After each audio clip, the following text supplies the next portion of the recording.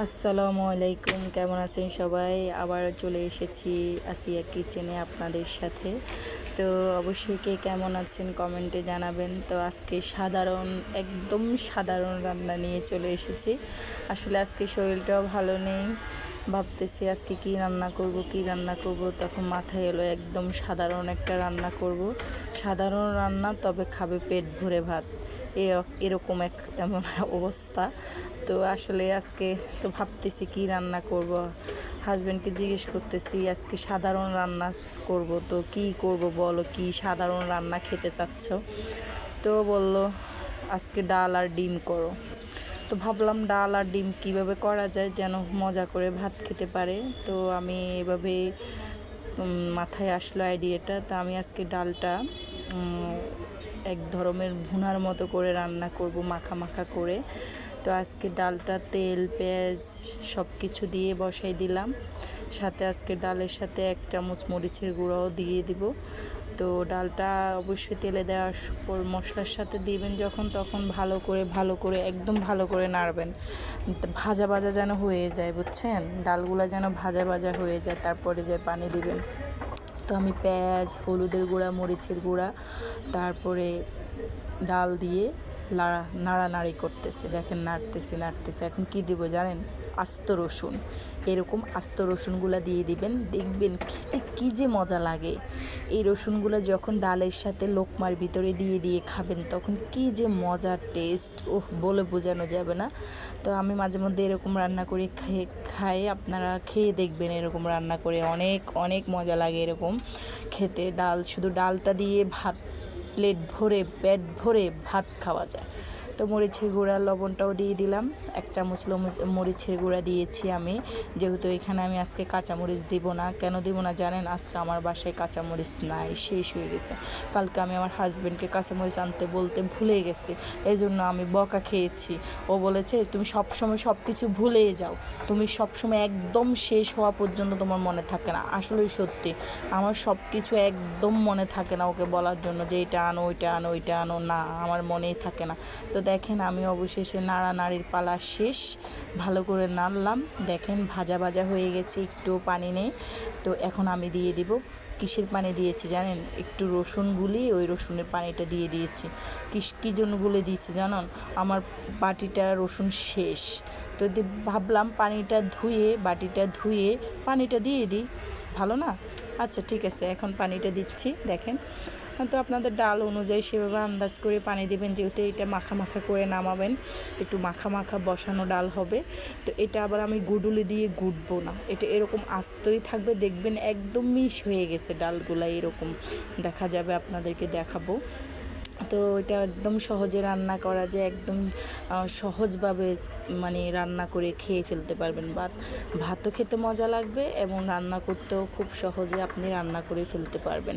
তো আজকে সেজন্য সহজে রান্না করতেছি, শরীরটা ভালো লাগতেছে না, সকাল থেকে প্রচুর মাথা ব্যথা, যেটা বলার বাহিরে।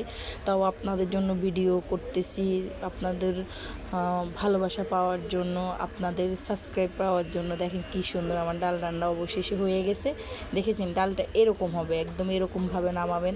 এই ডালটা দিয়ে একবার ভাত খেয়ে দেখবেন কি মজা যে খেতে। তো অবশেষে ডিমটা সিদ্ধ বসাই দিলাম।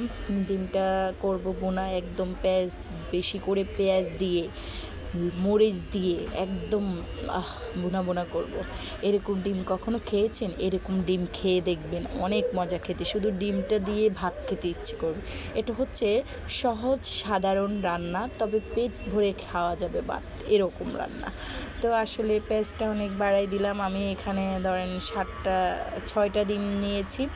6টা ডিমের জন্য আমি আমার বাসায় একদম বড় পেঁয়াজ ছিল, ওই বড় পেঁয়াজ 2টাই নিয়েছি। তো আপনারা ডিম অনুযায়ী পেঁয়াজ দিবেন। দিব একটু হলুদের গুঁড়া, তারপরে দিব কি জানেন?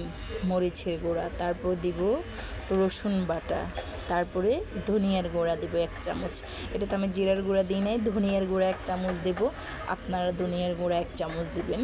তো আপনারা যারা মশলা দিয়ে খেতে চান, জিরার গুঁড়া, ধনিয়ার গুঁড়া, গোলমরিচের গুঁড়া যা আছে এভারেজ দিয়ে খেতে পারেন, সমস্যা না। তবে আমি এভাবেই খাই, এভাবে রান্না করে একদিন খেয়ে দেখবেন। তো আমি 1 চামচ রসুন বাটা দিয়েছি, তারপরে দিয়ে দিলাম একটু পেঁয়াজ বাটা, পেঁয়াজ বাটা আমার ফ্রিজে ছিল, তো আপনার অপশনাল, দিলে দিবেন না দিলে নাই। তো আমার আছিল দেখে আমি দিয়েছি একটু টেস্টটা ভালো হওয়ার জন্য। তো লবণটা দিয়ে দিলাম, আপনারা পরিমাণ মতো লবণ দিয়ে দিবেন। তবে এভাবে কি রান্না করে খেতে চান? অবশ্যই খাবেন, খুব মজা লাগবে। এমন মজা লাগবে, ধনিয়ার গুঁড়া 1 চামচ কিন্তু দিতে ভুলবেন না মোটোই। এটা অবশ্যই দিবেন, টেস্টটা মজা হবে। দেখেন, খেয়ে দেখবেন একদিন, কি যে মজা। তো আমি হচ্ছে সবসময় আমার মানে ঘরোয়া বাঙালি খাবার আমার পছন্দ, যেহেতু আমি বাঙালি। আমার সবসময় এরকম সাধারণ রান্না করে খেতে মন চায়, ভালো লাগে, আমি পছন্দ করি, আমার হাজব্যান্ডও পছন্দ করে। সেও, তার আর আমার খাওয়ার রুচি একই রকম, যেহেতু মনের মিলও একই, খাবারের রুচিও একই, সবই একই। আচ্ছা, তো পানিটা অ্যাড করে দেব। এই মশলাটা কষানোর পরে আমি ডিমটা দিব। তো এখন আমি মশলা কষানোর পালা, মশলাটা ঢাকনা দিয়ে দেব। মশলাটা যখন কষিয়ে যাবে তখন দিবেন ডিমটা ঢেলে। ঠিক আছে, মনে থাকবে তো? তো আশা করি আপনারা কে কেমন আছেন অবশ্যই জানাবেন।